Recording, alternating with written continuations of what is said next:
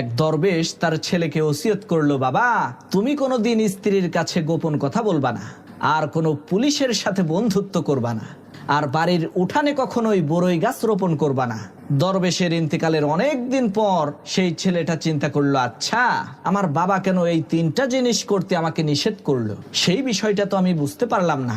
এর মধ্যে কি রহস্য লুকিয়ে আছে আমাকে একটু চেক করে দেখতে হবে। যে কথা সেই কাজ।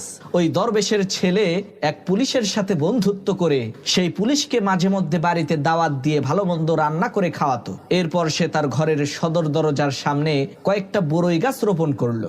এরপর সে বাজার থেকে বড় একটা ডাব আর একটা গামছা কিনে সেই ডাবটাকে গামছার মধ্যে দিয়ে একটু লাল রং লাগিয়ে রাতের বেলায় তার স্ত্রীর কাছে এসে বলল, এই আমি তো একটা মানুষকে মার্ডার করে ফেলেছি, এই যে দেখো ওর মাথা নিয়ে এসেছি, এখন আমার সাহায্য প্রয়োজন, তুমি আমাকে একটু সাহায্য করো। তো তারা স্বামী স্ত্রী দুইজন মিলে